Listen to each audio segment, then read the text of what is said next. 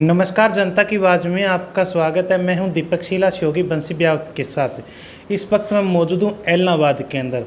आपको बता देता हूं, लगातार 25 साल तक पत्रकारिता का माध्यम रखकर और एक समाज सेवा का कहे जाने वाले स्तंभ को छोड़कर राजनीति के अंदर आए आम आदमी पार्टी ज्वाइन करने वाले कृष्ण जी वर्मा से हम मुलाकात करेंगे। आखिर क्या ऐसा कारण रहा कि वो समाज सेवा तो कर रहे थे पत्रकारिता के माध्यम से, फिर भी उन्होंने चुनाव से 2 या 3 दिन पहले पार्टी को ज्वाइन कर चुनाव लड़ा था। मेरे साथ में वर्मा जी, सबसे पहले हमारे चैनल पर आपका स्वागत है। धन्यवाद, आपका भी धन्यवाद बहुत बहुत, और आपके दर्शकों का और पाठकों का भी बहुत बहुत धन्यवाद, और सबको मेरा राम राम। तो सबसे पहला मेरा सवाल यही रहेगा वर्मा जी, ऑलरेडी आप 25 साल तक एक पत्रकारिता का माध्यम बनकर विभिन्न राष्ट्रीय समाचारों के अंदर विभिन्न राष्ट्रीय चैनल कहूँगा मैं उनको, उनके अंदर आपने काम किया। उसके बाद चुनाव से पहले 2 या 3 दिन आप अचानक राजनीति के अंदर एंट्री करते हैं, तो क्या सब किस नज़रिए से इस मुद्दे को हम देखें? देखिए, पत्रकारिता भी एक समाज सेवा का माध्यम है, और जिस प्रकार आप लोग सभी लोग हम लोग मुद्दे लोगों के उठाते हैं, लोगों की जन समस्याएं उठाते हैं और उनका हल करवाते हैं। पिछले काफ़ी समय से जो हमारी आवाज़ है, पत्रकारिता की आवाज़ है, वो दब रही है। एक लिमिटेशन होती है पत्रकार की जी।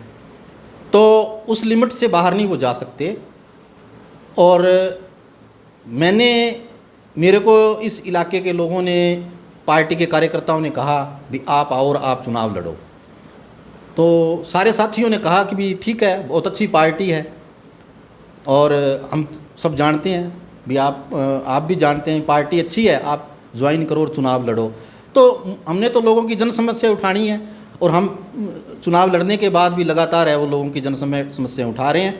पहले हमारी एक लिमिट थी, हम कितनी उठा सकते हैं, अब हमारी लिमिट नहीं रही, हम मतलब लगातार उठा सकते हैं। हम पहले आप निष्पक्ष आवाज़ उठाया करते थे, अभी आप पार्टी विशेष से लगाव रखकर आवाज़ उठाते हो, तो क्या आपके काम होते हैं जब पहले होते थे? मेरे नहीं, पहले भी बहुत काम होते थे, पहले भी बहुत हमने काम करवाए हैं, और अब भी काम होंगे। जितने हमने पिछले 8 महीनों में आवाज़ उठाई है, निष्पक्ष ही उठाएंगे। जो ओरिजिनल जन समस्याएँ हैं वो हम लोगों की उठाते हैं, प्रशासन के सामने लेके जाते हैं, और प्रशासन उन बातों को मानता है। तो सबका काम तो एक ही है ना, धर्म तो एक ही है कि समस्याओं का हल करना। तो वर्मा जी, सबसे पहले मेरा सरकार के खिलाफ सवाल रहेगा। 8 महीने सरकार को चलते होंगे हरियाणा के अंदर, या सेंटर की बात करूँ, पूरा 1 साल हो गया सेंटर की सरकार को। तो इस सरकार को आप किस नज़रिए से देखते हो? अभी 4 महीने आम आदमी पार्टी के आपके दिल्ली के अंदर सरकार बनी है, इसको किस कंपेरिजन के अंदर आप करोगे? देखिए, आम आदमी पार्टी की दिल्ली में सरकार है, वो एक राज्य की सरकार है, उसमें भी केंद्र सरकार का बहुत ज़्यादा इंटरफेयर रहता है। इसके बावजूद वहाँ जो काम हो रहे हैं वो आज पूरा देश ही नहीं, पूरा वर्ल्ड देख रहा है जी। और रही बात, जैसे आपने सवाल किया कि 8 महीने हरियाणा में सरकार बने हो गए, 1 साल के करीब उसमें हो गया अपने केंद्र में गवर्नमेंट बने, तो मैं सबसे पहले हरियाणा की बात तो ये कहूँगा भी 8 महीने में 3 बड़े घोटाले हो चुके हैं। पहला घोटाला चावल लेवी धान घोटाला, दूसरा घोटाला शराब घोटाला, और तीसरा अब रजिस्ट्री घोटाला हो गया है। तो ये तो, और घोटालों में नंबर 1 पर जा रही है।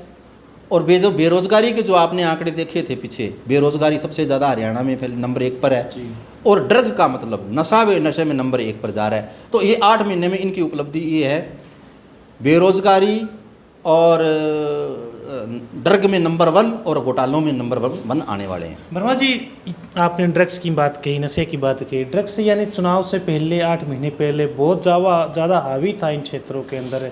लोग, राजनेताओं को, पॉलिटिक्स नेताओं को यानी एक मुद्दा बना हुआ था, लेकिन आजकल वो मुद्दा गायब सा हो गया। कहीं पर वो जैसे नेता थे आजकल नज़र नहीं आ रहे। तो इस नेताओं को किस आप रूप देगा?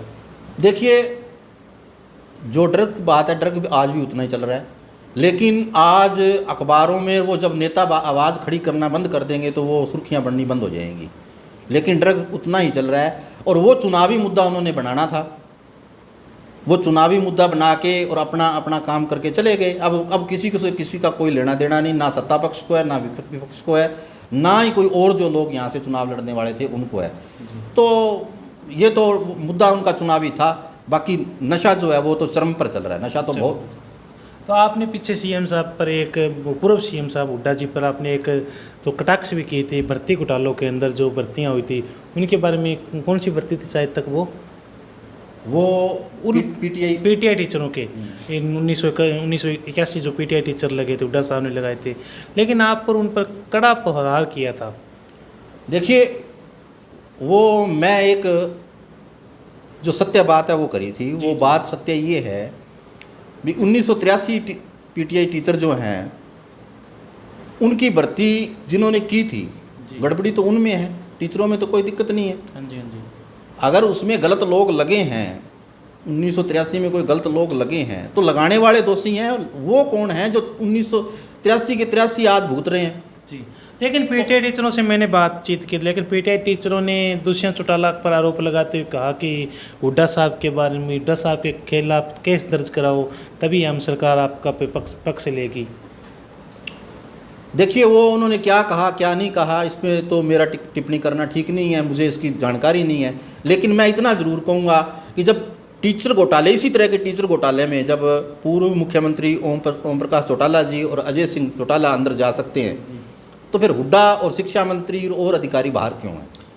जी, मेरा यही सवाल बना हुआ है। यहाँ तो फिर बीजेपी की गवर्नमेंट उनको बचा रही है, जैसे गहलोत जी की सरकार वसुंधरा बचा रही है। जिस तरह वो तो चलो बड़ा मुद्दा हो गया, वो बड़ा मुद्दा है वो। अच्छा जी। और अलग मुद्दा है। तो ये मेरा ये कहना सीधा ये है, ये तो स्पष्ट ही है भी अगर हुड्डा साहब के खिलाफ कार्रवाई नहीं करना चाहती बीजेपी, तो उसका कोई उनको तो कारण होगा ना। जी, मेरा ये सवाल है। तो आप मूल रूप से इलाहाबाद से संबंध रखते हो, इस क्षेत्र के आपने कम से कम 25 साल तक काम किया, तो इस क्षेत्र के अंदर आप पीछे भी आपने पूरे एक संघर्ष के साथ सोशल मीडिया में काफ़ी वायरल हुई थी आपकी न्यूज़ें, तो आपने देखा कि आप अक्सर लोगों के बीच में रहे और लोगों के बीच में आवाज़ भी उठाई है।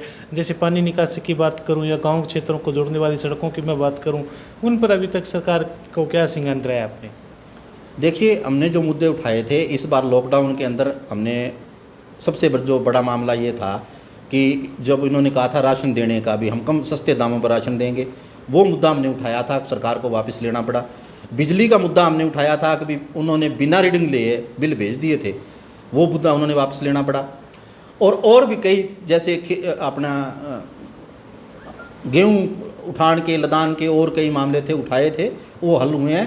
अब हाल ही दिनों के अंदर जो यहाँ एक बाढ़ के हालात बन गए थे इलाहाबाद में, तो हमने एक लिखित जगह आइडेंटिफाई करके 11 जगह हमने प्रशासन को कहा है कि इन 11 जगह में ज़्यादा पानी भरता है और इन पर संज्ञान ले और 1 हफ्ते में करके देखना ये है कि अब 1 हफ्ते में काम होता है या ना होता है। बाकी मुझे ऐसा पूरा उम्मीद है, मैं आश्वस्त हूँ कि प्रशासन जो है वो संज्ञान लेगा और होते हैं। तो चलो मैं अभी बात करूं हरियाणा की, अभी बड़ौदा उपचुनाव है, आम आदमी पार्टी के आप प्रवक्ता भी हो, तो क्या बड़ौदा चुनाव है जो आम आदमी पार्टी लड़ेगी या किसी से अलायंस करेगी? नहीं, बिल्कुल हमारा किसी से कोई गठबंधन नहीं है। आम आदमी पार्टी वहाँ से चुनाव लड़ेगी और तैयारियाँ वहाँ शुरू है और बाकायदा कार्यकर्ता लगे हुए हैं, मीटिंगें वगैरह हो रही हैं। आम आदमी पार्टी क्या पूरा हरियाणा के अंदर स्टैंड कर पाएगी? कितना विश्वास है आपको कृष्ण जी? बिल्कुल, आम आदमी पार्टी हरियाणा के अंदर जहाँ जहाँ से चुनाव लड़ी थी, जितनी सीटों पर चुनाव लड़ी थी, वहाँ बहुत ज़्यादा मजबूत हो चुकी है। और आने वाले कुछ ही टाइम में, जैसे हमने अब चुनाव लड़ने हैं अपना ये जिला परिषद और ब्लॉक समिति के जो पंचायती चुनाव है, ये पार्टी लड़ेगी, पूरे हरियाणा में लड़ेगी जहाँ चुनाव होंगे।